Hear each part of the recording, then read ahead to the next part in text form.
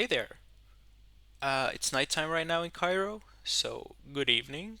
Whatever the time you have right now, I hope you're having a great day. My name is Yaman. I'm 25 years old, and I'm currently residing in Cairo, Egypt. And yeah, this is the story of the day I made my biggest sale. I do need to give a little context for this. At this point, I am not working as a sales agent.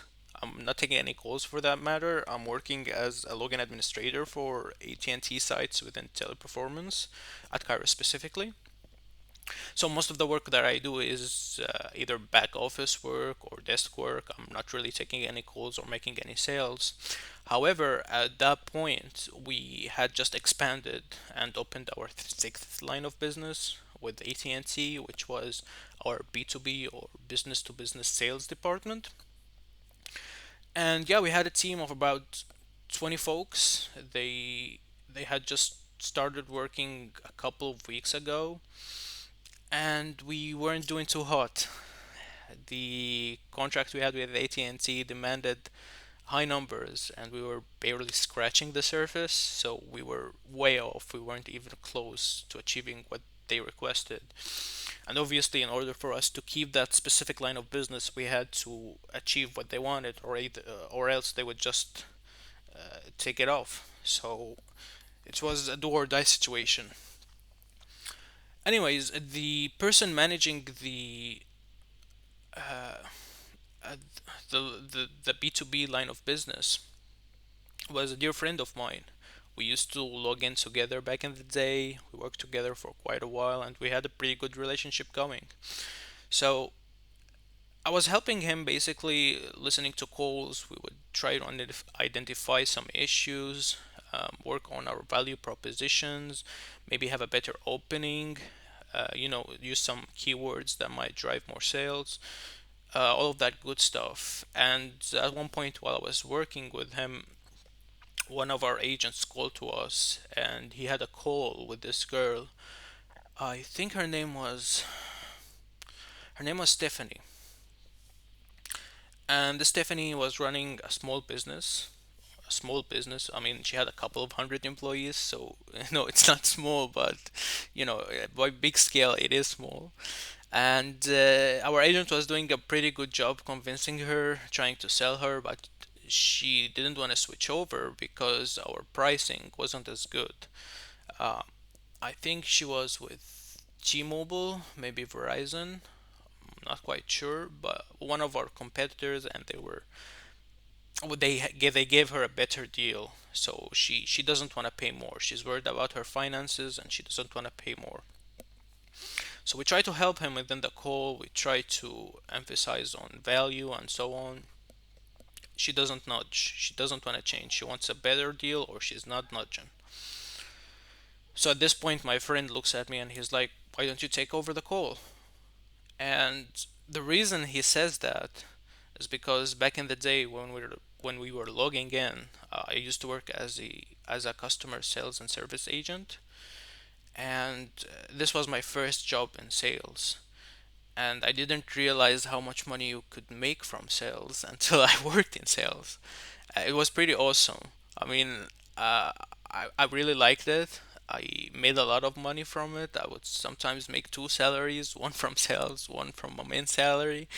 And yeah, it was pretty sweet. I mean, I get to have my cake and eat it too. So I was pretty thrilled about it. I loved working in sales. I 2x and 3x the target at some point, and I did pretty well for myself. So this obviously came from a lot of work. I tried to study sales and understand it more in order for me to drive better numbers and make more money. Because money can be a pretty good incentive, believe it or not. Um, but yeah, so he knew that I was pretty good at it, so he told me to take over, and that's exactly what I did. I took over the call. I talked to this Stephanie. I'm like, "Hey Stephanie, how are you doing? This is Yaman, and I'm one of the managers here. Um, you were just talking to our agent, and he told me one, two, three. So I'm just here to try and understand more about what you need, what you want, and all of that good stuff." I start talking to her. I start talking to her about the business, about herself. Try to get really, close and personal, like, what keeps you at night, Stephanie, and all of that good stuff. I want to know what her issues is, what she really needs, what she values, in order for me to drive a good proposition for her. And throughout our conversation, she mentioned a couple of things that really helped me with the setup. She mentioned that she travels a lot, and her current provider doesn't cover all of the areas that she travels to, so she has some issues within the network. And she also talked about the shipping company that she's working with. She mentioned that they are unreliable and that they have been causing a lot of issues with her. And that was really all I needed. So I start talking to her and I tell her, like, hey, you have this business going on, it's doing pretty well.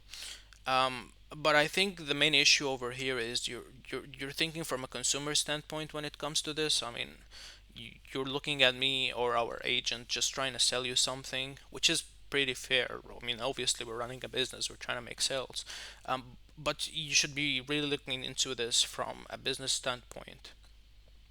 And she says, "What do you mean by that?" Well, I mean that just like you said with the shipment company, you need reliability. You need someone you can trust. You need someone that doesn't give you more problems, whereas solves your problems. And I don't know if you know this, but AT&T is the biggest and oldest provider that has been in the country.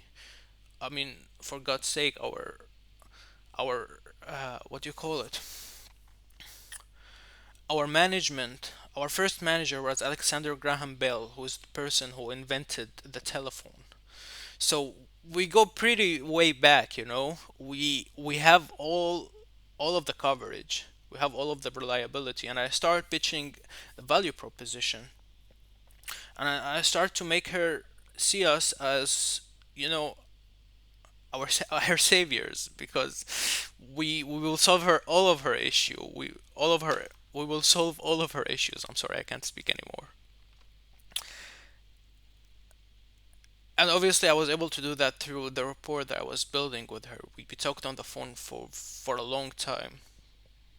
I'm happy to tell you that after a very long back and forward with her, I was able to convince her to switch over. That day, we switched over, I think, around 130, maybe 140 lines that we ported in, and it was pretty awesome. We stayed working on it. The whole team was porting. I'm sorry, the whole team was porting in lines, and we worked for hours porting them in. But that actually managed. We through that we actually managed to hit the target, even exceed it, and we were good for that month, which was a pretty crucial month because it was the first one. So thereafter we have a job, the line of business will continue, the contract is good, we will continue to work with you. And that was I'm very proud of that. I think I definitely contributed into saving that specific line of business. It helped us stay afloat. And yeah, that's pretty much the story. I know it took a long time. I'm sorry if I took longer than expected.